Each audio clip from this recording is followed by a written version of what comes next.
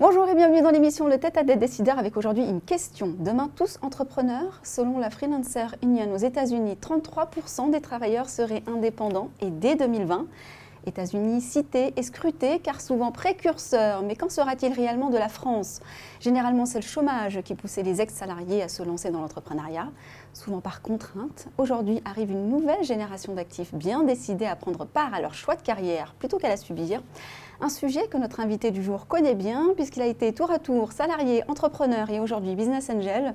Il propose son aide à celles et ceux qui souhaitent marcher sur ses pas. Laurent Chéneau est avec nous, bonjour. Bonjour Linda, merci beaucoup de me recevoir. Merci à vous d'avoir fait le déplacement pour venir jusqu'à nous. Alors je rappelle que vous êtes entrepreneur, que vous êtes business angel et je rappelle également votre ouvrage Money Boss, maîtriser l'argent et son pouvoir, qui a été en tête de classement sur Amazon pendant plus de 5 jours, on peut le dire. Absolument, tu es numéro 1, toutes catégories confondues. Super, super classement. Alors on va peut-être commencer directement par une question qui brûle les lèvres de beaucoup finalement d'entrepreneurs en France. La France, pays d'entrepreneurs, demain, vous y croyez? Alors j'ai été choqué, mais la France a été, est et sera une terre d'entrepreneurs. Et ce n'est pas que moi qui le dis, c'est même l'État et je vais le prouver. Mais avant, il faut qu'on réalise ce que c'est que la France et d'où ça vient. Dans notre culture, dans notre histoire, à la base, il y a quoi? Il y a des agriculteurs, il y a des commerçants, il y a des artisans, il y a des gens qui travaillaient pour eux. C'est de là qu'on vient. Ça veut dire que dans notre ADN, dans notre culture, on a ce réflexe et cette façon de fonctionner d'entrepreneur. Alors que, et évidemment, au cours de ces dernières années, on a eu le développement d'un État beaucoup plus fort, de grosses entreprises qui ont peut-être gommé ça. Mais ce qu'on voit revenir avec les nouvelles générations, eh bien, c'est que de plus en plus de millennials, eux, ne veulent certainement pas travailler pour quelqu'un d'autre. Ils veulent être indépendants, ils veulent créer leur propre activité. Et en même temps, les entreprises, elles, souhaitent plus de flexibilité et donc ont tendance, de façon parfois peut-être un peu forcée ou à l'amiable, à avoir de plus en plus d'indépendants. Et l'État est tout à fait d'accord avec ça, puisque quand on regarde la nouvelle réforme de la formation, on se rend compte qu'il y a très peu de formations qui sont aidées, mais celles qui permettent la création d'entreprises, elles bénéficient de toutes les aides et tous les abondements dont on peut rêver. Donc absolument, Linda. Quelles sont les idées limitantes que vous avez rencontrées ou que vous rencontrez dans votre quotidien de business angel? Alors, je crois qu'il y a une incompréhension sur ce que c'est que l'entrepreneur.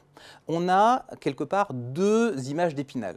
La première, c'est le méchant entrepreneur, celui qui s'en met plein les fouilles au détriment des autres. Je crois que ça vient du terme en français qui est très malheureux, c'est entrepreneur. On a l'impression du gars qui prend tout pour lui.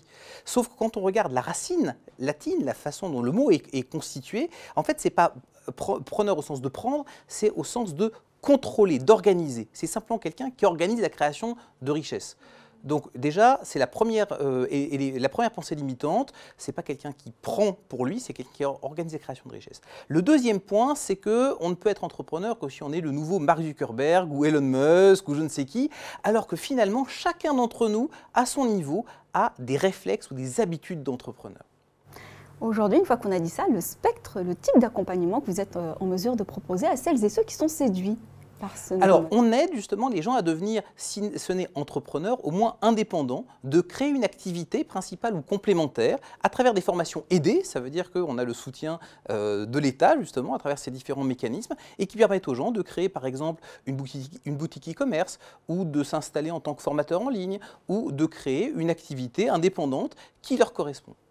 Et alors, est-ce que toutes les personnalités ont finalement vocation à être entrepreneurs? Parce que vous allez peut-être recevoir dans votre formation des personnalités dont ce n'est pas la vocation. Est-ce que vous leur proposez des alternatives? Je parle de l'état d'esprit cette fois. Alors, en termes d'état d'esprit, c'est vrai que c'est un point important. Maintenant, il faut réaliser que chacun d'entre nous, dans sa vie, fait des actes d'entrepreneuriat de sa vie. Par exemple, quand on se marie, quand on achète une maison, quand on a un enfant, ce sont des éléments où on doit organiser les choses, créer quelque chose, organiser quelque chose pour une vie meilleure. Ce n'est pas différent de ce que fait l'entrepreneur qui va créer sa start-up technologique. Donc toute la question, c'est de trouver qu'est-ce qui fait vibrer la personne, qu'est-ce qui lui correspond et de mettre en place un projet qui va lui correspondre parfaitement.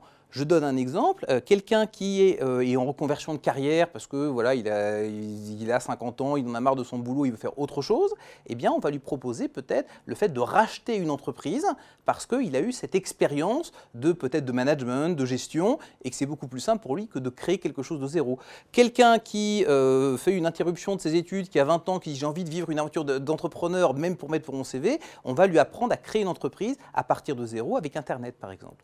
Donc toute la question c'est comment trouver le bon projet pour la personne, pour l'aider à aller à un cran suivant dans sa vie. Alors, vous connaissez bien le sujet, hein, on l'a vu. Et en plus, vous avez édité ce livre que j'ai évoqué en introduction, Money Boss, donc Maîtriser l'argent et son pouvoir. Qu'est-ce qu'on y trouve? Alors, on y trouve plusieurs choses. On y trouve mon parcours, déjà 10 ans à partir de rien, en fait. J'ai été salarié à la base et puis j'ai eu plusieurs vies, donc j'explique ce parcours d'indépendance. Je donne aussi tout un tas d'éléments, et vous l'avez dit, Linda, sur l'état d'esprit, parce que c'est fondamental. Comment voir l'indépendance, la liberté financière, les investissements, le fait de créer finalement sa vie. Et puis, je donne aussi des éléments très concrets, très techniques. Qu'est-ce qu'on fait dans telle ou telle situation? Merci d'avoir été avec nous pour partager ça. Merci beaucoup, Linda. Au revoir. Merci à vous de nous avoir suivis sur bfmbusiness.com. On se retrouve bientôt pour un prochain numéro, le Tête à Tête décideur.